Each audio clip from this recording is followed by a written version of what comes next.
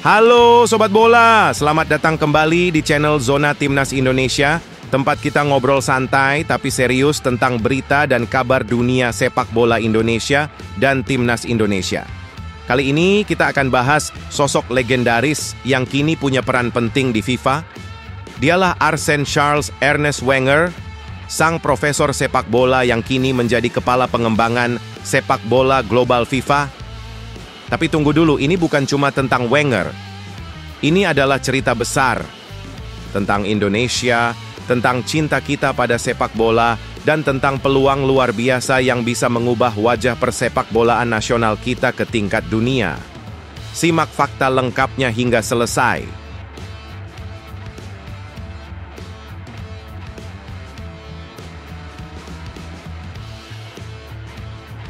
Wow! Menggetarkan jagat sepak bola Asia. Pelatih timnas Cina secara terang-terangan bilang, "Timnas Indonesia bukan tim kuat." Loh, kok bisa? Apa maksudnya? Dan bagaimana reaksi kita sebagai pendukung setia merah putih? Yuk kita bahas tuntas, karena ini bukan cuma sekadar pertandingan. Ini adalah soal harga diri, semangat juang, dan mimpi kita semua menuju Piala Dunia 2026.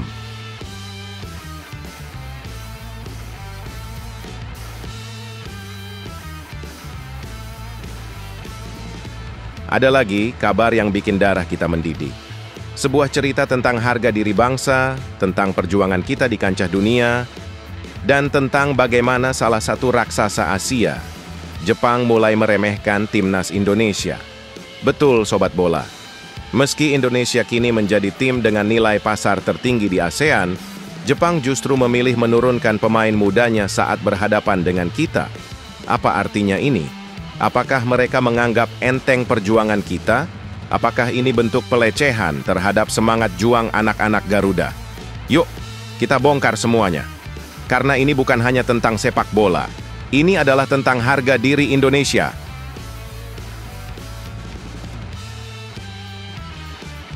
Serta beberapa berita Timnas Indonesia hari ini. Selengkapnya hanya di Zona Timnas Indonesia.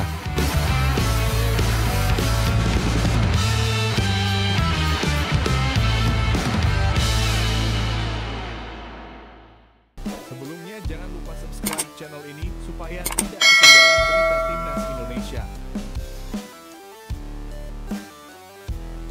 Dialah Arsene Charles Ernest Wenger, sang profesor sepak bola yang kini menjadi kepala pengembangan sepak bola global FIFA.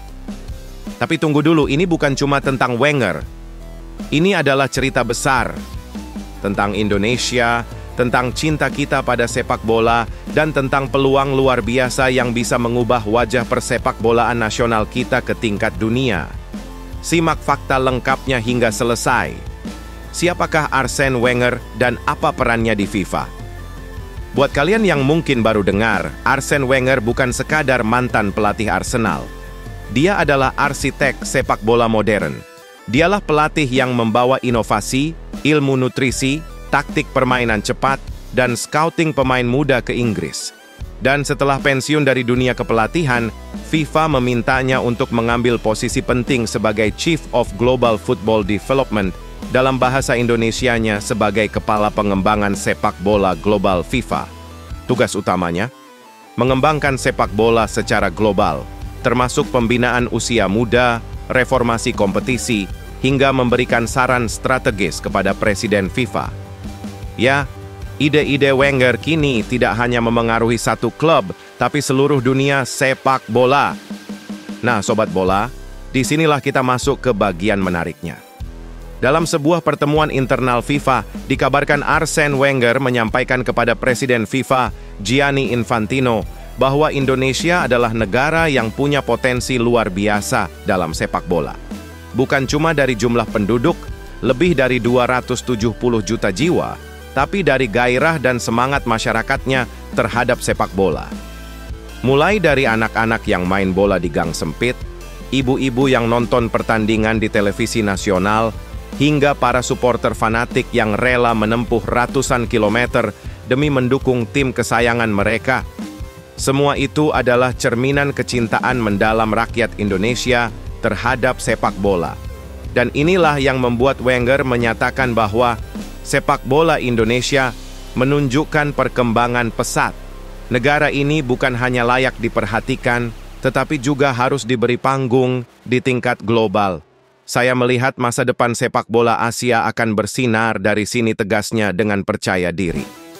Sobat bola, kita tahu dalam beberapa tahun terakhir, performa tim nasional Indonesia, baik senior maupun junior, telah menunjukkan peningkatan signifikan. Ingatkah kalian saat timnas Indonesia mengalahkan Yordania U23, menahan imbang Australia, dan bahkan Korea Selatan? U23 pun jadi korban di Piala Asia U23. Selain itu, baru-baru ini timnas Indonesia bisa mengalahkan Arab Saudi dan Bahrain, padahal secara peringkat FIFA sangatlah berbeda jauh di lanjutan kualifikasi round 3 Piala Dunia 2026. Atau saat klub-klub kita mulai bersaing ketat di ajang Asia Tenggara. Arsene Wenger bahkan menambahkan bahwa Indonesia kini menunjukkan fondasi kuat di level teknis dan mental. Mereka tidak hanya bisa bersaing di Asia Tenggara, tapi memiliki potensi menembus Asia secara keseluruhan, ungkapnya dengan sangat tegas. Pernyataan ini tentunya membuat telinga dunia sepak bola terbuka lebar. Indonesia tak bisa lagi dianggap sebelah mata. Dalam kesempatan berbeda, Presiden Republik Indonesia yaitu Pak Prabowo Subianto memberikan pernyataan mendukung langkah besar ini. Kita bangsa Indonesia adalah bangsa pejuang. Kita cinta olahraga dan sepak bola adalah jantung semangat rakyat kita. Saya mendukung penuh apabila Indonesia dipercaya menjadi tuan rumah event FIFA. Ini adalah kehormatan, sekaligus tanggung jawab besar, tegasnya dengan penuh percaya diri dan sangat antusias. Sementara itu, Ketua Umum PSSI yaitu Erick Thohir juga menyatakan, kami telah melakukan pembenahan menyeluruh, dari level grassroots hingga profesional. Kami siap menyambut event FIFA dengan infrastruktur dan sistem yang semakin matang. Dukungan dari tokoh dunia seperti Wenger adalah bukti bahwa kerja keras kita mulai diakui. Dengan pernyataan-pernyataan ini, apakah Indonesia benar-benar siap menjadi tuan rumah Piala Dunia U20 yang akan datang? Atau bahkan Piala Dunia Senior di masa depan? Kita memiliki stadion megah seperti GBK, JIS, dan beberapa stadion lain yang sedang dan telah direnovasi dan sudah berstandar internasional. Kita punya fanbase paling militan dan loyal di dunia. Tapi tentu kita juga harus terus memperbaiki tata kelola, profesionalisme klub, dan kualitas kompetisi lokal. Dan itulah sebabnya FIFA melalui Arsene Wenger menaruh harapan besar kepada Indonesia. Kita bukan lagi negara underdog. Kita adalah calon kekuatan baru sepak bola dunia. Sobat bola, sekarang giliran kalian. Bagaimana pendapat kalian tentang komentar Arsene Wenger terhadap sepak bola Indonesia? Apa yang masih harus diperbaiki agar Indonesia benar-benar siap menjadi tuan rumah event FIFA? Kalau kalian jadi pelatih atau pembuat kebijakan sepak bola, langkah apa yang akan kalian ambil untuk memajukan tim nasional kita? Tulis jawaban kalian di kolom komentar. Kita diskusi bareng, siapa tahu ada ide-ide cemerlang dari kalian yang bisa jadi inspirasi bagi PSSI atau bahkan FIFA. Terima kasih sudah nonton sampai akhir. Jangan lupa like, subscribe, dan share video ini ke teman-teman kalian yang cinta bola. Dan ingat, sepak bola bukan hanya soal menang atau kalah, tapi tentang mimpi, semangat, dan kebersamaan. Salam sepak bola.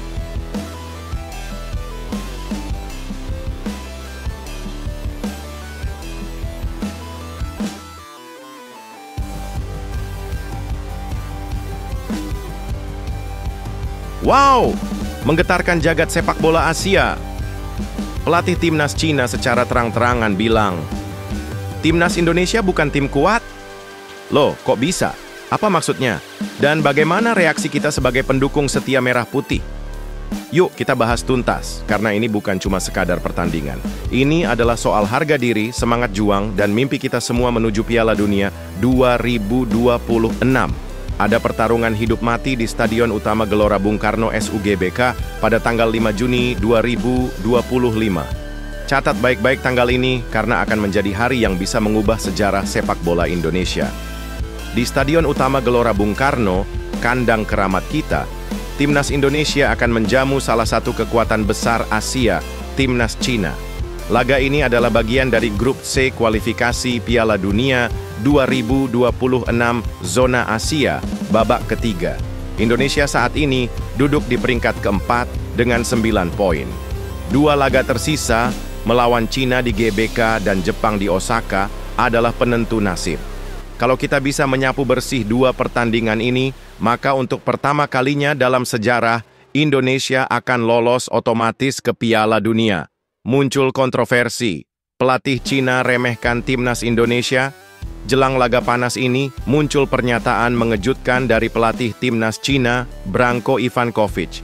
Dalam sesi wawancara dengan media, Ivankovic menyatakan, Indonesia mungkin bukan tim kuat secara tradisional, tapi dengan skuad naturalisasi mereka menjadi lawan yang sulit dihadapi. Kami harus bermain dengan 100% kemampuan. Di satu sisi, ini bisa dianggap pujian terhadap progres Indonesia. Tapi, banyak yang menilai, ini adalah sindiran halus, seolah-olah kekuatan Indonesia hanya pinjaman dari para pemain keturunan. Apakah ini bentuk perang psikologis jelang pertandingan? Sobat bola, mari kita buka mata dan jujur. Dulu, iya, Timnas Indonesia seringkali jadi bulan-bulanan di level Asia. Tapi sekarang, situasinya berbeda 180 derajat. Pelatih Patrick Kluivert memanggil 32 pemain terbaik, dengan 19 diantaranya pemain keturunan atau naturalisasi. Bukan asal-asalan, ini pemain-pemain yang main di Eropa, dengan kualitas teknik dan mentalitas internasional. Kita punya Ole Romeni, striker tajam yang sedang on fire. Jay Idzes, kapten Venezia yang memperkokoh lini belakang. Jordi Amat, Tom Hay, Ivar Jenner, Nathan Cho Aon, dan bahkan yang terbaru ada Joey Pelupesi. Pemusatan latihan TC di Bali pun dimulai lebih awal, yaitu pada tanggal 25 Mei. Semuanya dipersiapkan serius. Indonesia bukan hanya siap bertarung, kita siap menang. Lucunya, Ivankovic tahu betul bahwa Indonesia bukan lawan yang sama seperti Oktober 2024. Dalam pertemuan terakhir, Cina hanya menang tipis. Tapi sekarang, dari 19 pemain naturalisasi, 10 diantaranya belum pernah bertemu Cina. Ini membuat tim pelatih Cina kesulitan membaca taktik dan membentuk strategi. Apa yang dulu berhasil belum tentu bisa dipakai lagi. Dan ini membuat posisi Cina tertekan. Pelatih Patrick Kluivert mengatakan, kami bukan sekadar mengisi slot. Kami datang untuk menang dan Indonesia punya semua alat untuk mewujudkannya. Di bawah asuhannya, Timnas Indonesia kini lebih taktis, disiplin, dan percaya diri. Kluivert bukan hanya membangun tim, ia sedang membangun mimpi rakyat Indonesia. Sementara, situasi klasemen. Siapa lolos ke Piala Dunia? Grup C sangat ketat. Inilah situasi sementara. Jepang yang sudah nyaman di posisi pertama dan sudah dipastikan lolos dengan perolehan poin yang sangat signifikan, yaitu 20 poin. Posisi kedua ada Australia dengan 11 poin. Posisi 3 ada Arab Saudi dengan 10 poin, sementara Indonesia di peringkat 4 dengan 9 poin, sedangkan Cina sendiri menjadi juru kunci dengan 6 poin. 2 tim teratas otomatis lolos ke Piala Dunia 2026. Peringkat ketiga dan keempat lanjut ke babak keempat yang lebih sulit. Dengan 2 laga tersisa, Indonesia masih sangat berpeluang. Tapi, semua tergantung hasil lawan Cina dan Jepang. Dengan dukungan puluhan ribu supporter yang akan memadati GBK, Indonesia akan turun dengan mental seperti singa. Kita bukan hanya bermain demi 3 poin, kita bermain demi martabat bangsa.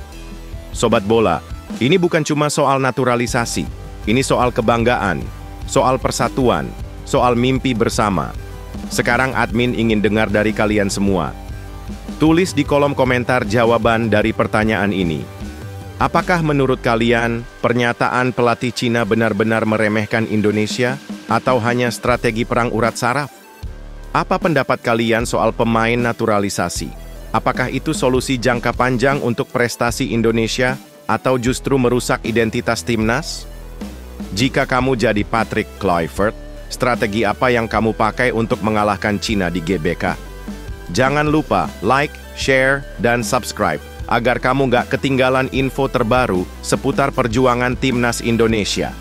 Ingat, kita sedang menyaksikan sejarah yang sedang ditulis. Dukung Timnas dengan semangat, bukan hanya di tribun, tapi juga di setiap doa dan harapan.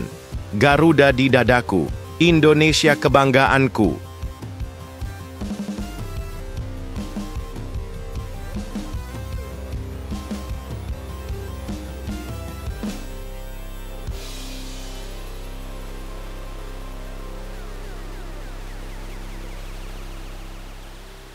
Ada lagi kabar yang bikin darah kita mendidih. Sebuah cerita tentang harga diri bangsa, tentang perjuangan kita di kancah dunia, dan tentang bagaimana salah satu raksasa Asia, Jepang, mulai meremehkan Timnas Indonesia. Betul, Sobat Bola. Meski Indonesia kini menjadi tim dengan nilai pasar tertinggi di ASEAN, Jepang justru memilih menurunkan pemain mudanya saat berhadapan dengan kita. Apa artinya ini? Apakah mereka menganggap enteng perjuangan kita? Apakah ini bentuk pelecehan terhadap semangat juang anak-anak Garuda? Yuk, kita bongkar semuanya. Karena ini bukan hanya tentang sepak bola. Ini adalah tentang harga diri Indonesia. Pada tanggal 10 Juni 2025, catat tanggalnya, Indonesia akan menghadapi Jepang dalam lanjutan putaran ketiga kualifikasi Piala Dunia 2026 zona Asia. Laga ini akan digelar di kandang Jepang, tepatnya di Suita City Football Stadium. Bagi Jepang, pertandingan ini hanya formalitas. Mereka sudah mengunci tiket ke Piala Dunia dengan 20 poin, berada di puncak klasemen grup C. Sementara bagi kita, Timnas Indonesia, pertandingan ini adalah pertaruhan segalanya. Timnas kita kini berada di peringkat keempat klasemen sementara, dengan 9 poin dari 8 pertandingan. Kemenangan atas Jepang bisa jadi kunci emas yang membawa kita ke babak keempat kualifikasi, bahkan membuka peluang lolos ke Piala Dunia untuk pertama kalinya dalam sejarah. Tapi, Jepang justru remehkan Indonesia, dan disinilah hal yang menyakitkan terjadi. Pelatih Jepang, Hajime Moriyasu, secara terang-terangan menyatakan akan merotasi skuadnya secara besar-besaran. Ia berencana menurunkan pemain-pemain muda jebolan Olimpiade Paris 2024 saat melawan Indonesia. Menurut laporan media Jepang, Sponichi, akan ada 10 pemain senior yang dicoret, digantikan oleh pemain-pemain muda yang kurang pengalaman di level internasional. Artinya, mereka tidak menganggap Indonesia sebagai ancaman. Mereka pikir cukup dengan pemain muda, pemain magang. Mereka bisa mengatasi kita dengan mudah. Itu artinya harga diri kita diinjak. Ingatlah Indonesia, bukan lagi tim yang sama. Tapi, tunggu dulu. Jepang salah besar kalau masih memandang kita dengan kacamata lama. Indonesia saat ini adalah tim paling mahal di Asia Tenggara. Menurut data dari Transfer Market, nilai pasar skuad Indonesia mencapai 651,81 miliar rupiah. Kita juga peringkat ke-7 di Asia, bahkan di atas negara-negara besar seperti Bahrain dan Irak. Dan skuad kita, lihat siapa yang kita punya. Tom Hay, maestro lini tengah dari Almere City J. Itzes, tembok kokoh dari Venezia di Serie A, Justin Hapner, Ivar Jenner, serta yang terbaru ada Joey Pelupesi. Dan tentunya, striker tajam kita, Ole Romeni, yang sedang panas-panasnya. Pelatih Timnas Indonesia, Patrick Kluivert, tidak main-main. Ia memanggil 32 pemain terbaik untuk pemusatan latihan, dan 19 diantaranya adalah pemain keturunan atau naturalisasi. Mereka bukan hanya kuat secara teknik, tapi punya pengalaman dan mentalitas Eropa. Persiapan dilakukan serius di Bali sejak 25 Mei, mulai dari fisik, taktik, hingga simulasi pertandingan. Artinya, Indonesia tidak akan membiarkan Jepang meremehkan kita begitu saja. Sebelum melawan Jepang, Indonesia masih harus menghadapi Cina pada 5 Juni di GBK. Jika kita berhasil mengalahkan Cina dan mencuri poin dari Jepang, maka sejarah akan tercipta. Indonesia berpeluang lolos ke Piala Dunia atau setidaknya ke babak keempat kualifikasi. Dan bayangkan, kalau kita berhasil mengalahkan Jepang, meski mereka menurunkan tim muda, maka itulah momen balas dendam yang elegan. Strategi Jepang ini apakah sesuatu yang bijak atau hanya kesombongan saja sombong? Banyak yang bilang keputusan Jepang menurunkan pemain muda adalah strategi jangka panjang. Mereka ingin memberi pengalaman pada pemain muda demi Olimpiade atau Piala Dunia berikutnya. Tapi pertanyaannya, kenapa saat lawan Indonesia, kenapa tidak lawan tim lain yang posisinya juga aman? Apakah ini kebetulan, atau memang mereka sudah anggap kita kalah sebelum bertanding? Kalau iya, maka ini bukan hanya taktik. Ini adalah pelecehan terhadap perjuangan bangsa. Inilah pesan untuk Jepang dengar ini, Samurai Biru. Kami bukan Indonesia yang dulu. Kami datang dengan kekuatan baru, semangat baru, dan satu tujuan, mewujudkan mimpi rakyat Indonesia. Kalian mungkin punya pengalaman dan tradisi, tapi kami punya api semangat 270 juta jiwa di belakang kami. Dan jangan pernah, sekalipun, meremehkan Garuda. Sekarang giliran kalian untuk bicara. Menurut kalian, keputusan Jepang menurunkan pemain muda saat lawan Indonesia, taktik bijak atau bentuk arogansi? Apakah Indonesia bisa memanfaatkan kesempatan ini untuk mencuri poin atau bahkan menang di kandang Jepang? Pemain naturalisasi. Apakah ini solusi jangka panjang atau hanya strategi sesaat? Tulis jawaban kalian di kolom komentar ya Sobat Bola. Kita diskusi seru dan sehat demi sepak bola Indonesia yang lebih maju. Terima kasih sudah menonton sampai akhir. Jangan lupa like, share, dan subscribe karena dukungan kalian adalah semangat buat channel ini untuk terus menyuarakan semangat Garuda. Dan ingat, ini bukan hanya pertandingan, ini tentang harga diri bangsa. Salam merah putih. Salam Garuda.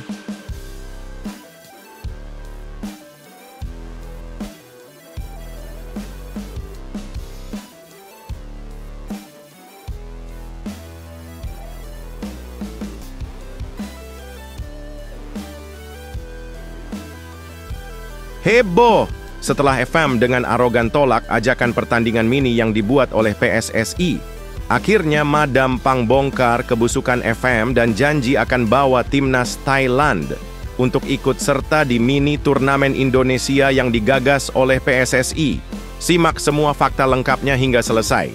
Dunia sepak bola Asia Tenggara kembali diguncang. Federasi Sepak Bola Malaysia, FAM, baru-baru ini membuat keputusan kontroversial dengan menolak ajakan Persatuan Sepak Bola Seluruh Indonesia, PSSI, untuk menggelar pertandingan mini antar negara ASEAN, yang awalnya bertujuan mempererat kerjasama dan meningkatkan kualitas tim nasional di kawasan ini, yang rencananya akan digelar di Jakarta, yakni di Stadion Utama Gelora Bung Karno di akhir bulan Juni. Namun, situasi berubah drastis ketika Madam Pang, Presiden Asosiasi Sepak Bola Thailand, FAT, yang dikenal sebagai tokoh kuat dan sahabat lama PSSI, membuat langkah besar dan mengejutkan publik sepak bola. Ia langsung mengajukan timnas Thailand untuk ikut serta dalam ajang mini yang diinisiasi oleh PSSI, bahkan sebelum FAM sempat memberikan penjelasan logis atas penolakan mereka. Dalam konferensi pers yang diadakan siang tadi pukul 12 waktu setempat, Madam Pang melontarkan pujian tinggi kepada PSSI. Gagasan mini turnamen ini adalah tonggak sejarah bagi sepak bola ASEAN. Erick Thohir punya visi yang jelas, dan Thailand mendukung penuh. Kami tidak ingin jadi bagian dari federasi yang hanya pandai menolak dan penuh kepentingan dalam gelap, dan hanya memikirkan keuntungan finansial saja tanpa memikirkan kemajuan sepak bola. Tak hanya itu, Madam Pang bahkan secara terbuka membongkar kebobrokan internal FAM. Saya tahu betul kenapa FAM menolak.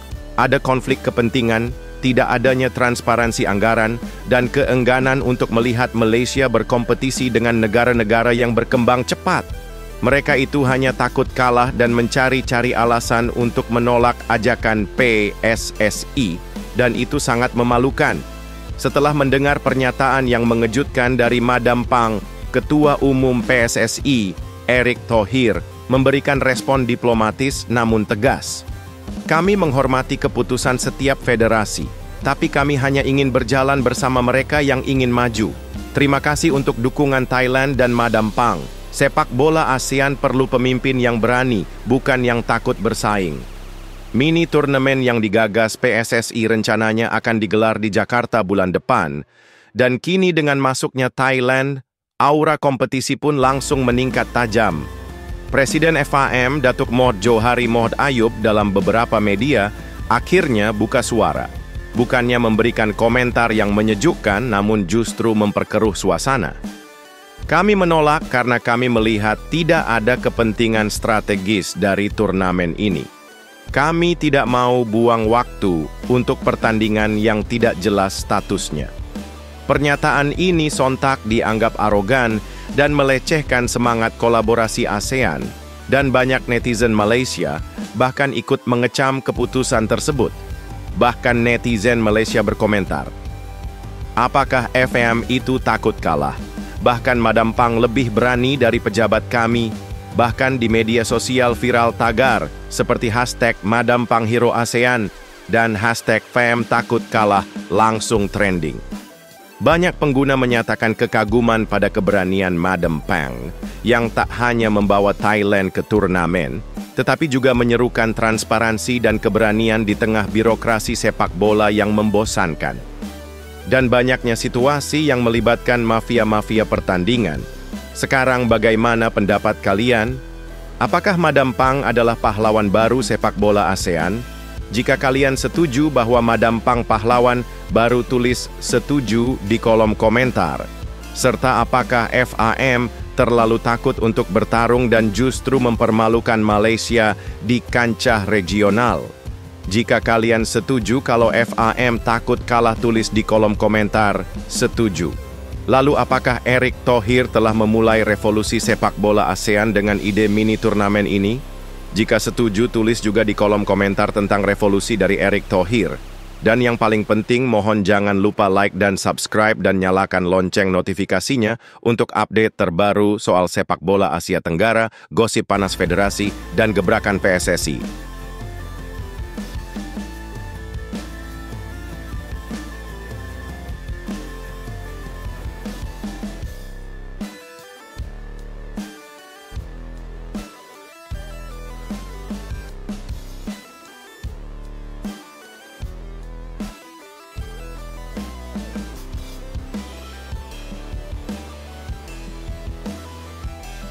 Akhirnya terungkap, Mauro Zijlstra, striker mematikan keturunan Indonesia yang bikin heboh Eropa, masih terkatung-katung di PESI.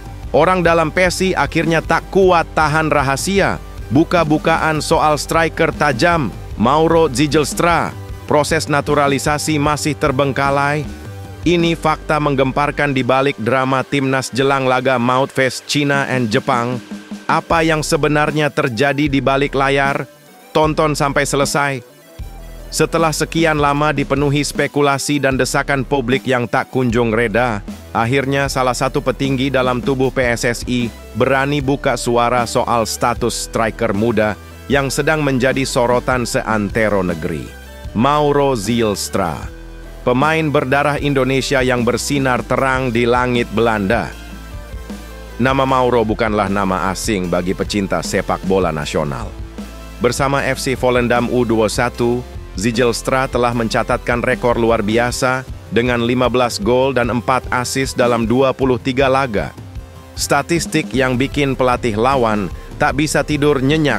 Bahkan, dia sudah menembus tim utama dan tampil di 5 laga kasta, tertinggi Liga Belanda, pencapaian yang jarang dimiliki pemain seusianya. Tak mengherankan, rakyat sepak bola Indonesia bersatu mendesak agar PSSI segera mempercepat naturalisasinya karena lini depan Garuda memang masih keropos dalam urusan menjebol gawang lawan. Namun sayangnya, harapan itu masih tertahan di lorong panjang birokrasi. Sampai Mei 2025, proses naturalisasi Mauro Zijlstra masih belum rampung. Dan kini, Arya Sinulinga, anggota Exco PSSI, akhirnya membuka tabir misteri ini. Masih ada tahapan administratif yang belum lengkap. Jadi prosesnya belum bisa lanjut, ungkap Arya, tanpa menyebut detail yang membuat publik makin penasaran. Arya menambahkan bahwa PSSI dan pihak Mauro masih terus melakukan komunikasi intens agar dokumen yang diperlukan bisa segera dilengkapi. Mereka menargetkan proses ini selesai sebelum kualifikasi Piala Dunia 2026 zona Asia dimulai pada Juni mendatang. Namun ada kejutan lain yang bikin netizen melongo. PSSI secara resmi mengumumkan bahwa untuk 2 laga penentu melawan Cina dan Jepang, tidak akan ada pemain naturalisasi baru. Sontak pernyataan ini memicu kekecewaan besar. Padahal 2 laga ini adalah ibarat pertaruhan hidup mati bagi timnas Indonesia. Disebutkan bahwa pelatih Patrick Kluivert saat ini sudah cukup puas dengan materi pemain yang ada. Tapi pertanyaan besarnya adalah, benarkah puas atau karena proses Mauro yang molor? Dengan absennya Zijlstra dari skuad, publik pun mulai gerah dan mempertanyakan keseriusan PSSI. Mauro sendiri sudah berulang kali menyatakan kesiapannya membela Merah Putih dan mengganti kewarganegaraannya demi bisa mencetak gol untuk Garuda. Tapi semuanya masih tertahan di jalur lambat administrasi. Publik sekarang hanya bisa menunggu dan berharap.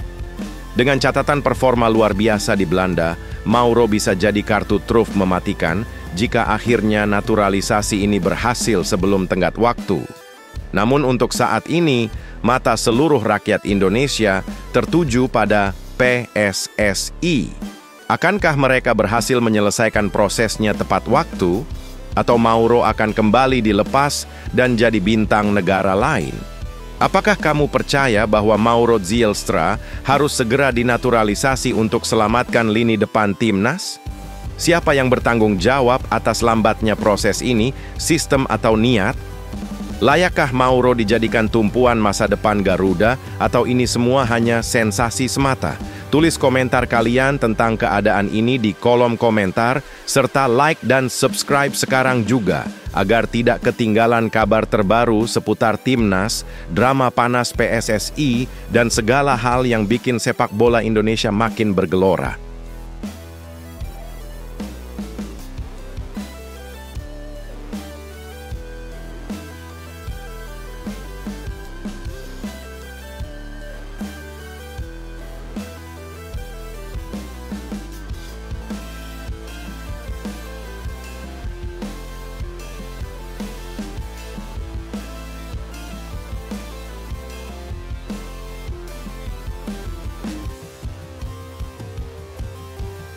Publik Vietnam murka lihat hukuman FIFA untuk Indonesia. Mereka curiga Garuda tetap terbang tinggi ke Piala Dunia. Meski dihukum, peluang Indonesia tak terguncang sedikit pun. Kenapa media Vietnam ngamuk? Apa yang sebenarnya mereka takutkan? Sanksi bukan penghalang, bahkan jadi pemicu ledakan semangat. Dunia bertanya, apakah ini tanda tim Garuda sudah naik level? Simak fakta lengkapnya. Drama panas mengguncang dunia sepak bola Asia Tenggara. Seperti petir di siang bolong, FIFA resmi menjatuhkan sanksi kepada timnas Indonesia hanya sebulan sebelum laga hidup mati lawan Cina dalam lanjutan kualifikasi Piala Dunia 2026. Namun alih-alih melemahkan semangat Garuda, sanksi ini justru bikin media Vietnam kalang kabut dan panas dingin. Federasi Sepak Bola Dunia, FIFA, mengumumkan bahwa timnas Indonesia dikenai denda administratif sebesar 400 juta rupiah dan pengurangan 15% kapasitas penonton di laga kandang mendatang, menyusul aksi tak sportif sebagian supporter saat Garuda menjamu Bahrain. Insiden ini bahkan sempat memicu kekecewaan dari pelatih Bahrain, Dragan Talajik, yang menyebut bahwa lagu kebangsaan timnya tidak dihormati oleh puluhan ribu fans Indonesia di Gelora Bung Karno. Saya kecewa berat.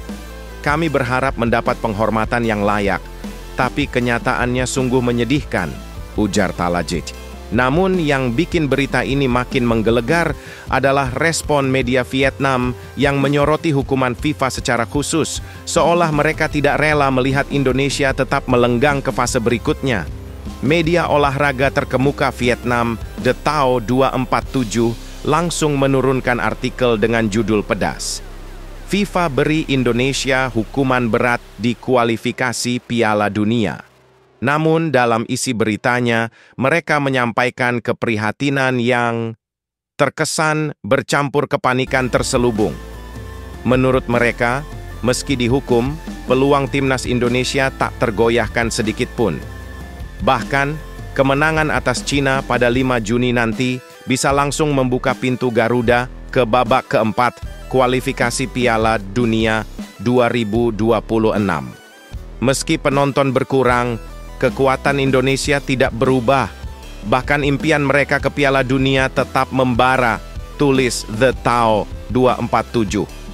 Saat ini timnas Indonesia duduk di posisi keempat klasemen grup C, tepat di zona aman untuk lolos. Jika berhasil mengalahkan Cina dan Bahrain terpeleset dari Arab Saudi, Indonesia akan melesat tak terkejar dan menyegel tempat di babak berikutnya. Yang bikin makin panas, Vietnam tampaknya tidak suka dengan potensi kebangkitan Indonesia yang dulu sering dipandang sebelah mata. Kini, Garuda tak hanya bangkit, tapi siap terbang ke level dunia. Meski dihukum, semangat justru berkobar. Meski denda dijatuhkan, performa justru siap meledak. Kini rakyat Indonesia hanya butuh satu hal, dukungan penuh di tengah rintangan. Jangan sampai sanksi ini menjadi alasan untuk takut. Justru inilah momen terbaik untuk membungkam dunia. Bagaimana menurut kalian? Apakah Vietnam benar-benar takut melihat Indonesia maju ke Piala Dunia? Haruskah FIFA lebih tegas pada supporter atau sanksi ini sudah cukup adil? Apakah Garuda akan bangkit dan jadi tim yang ditakuti di Asia? Like dan subscribe sekarang serta dukung timnas Indonesia dan jangan lewatkan kabar terbaru seputar drama panas FIFA, komentar pedas negara tetangga, dan ambisi Garuda ke Piala Dunia.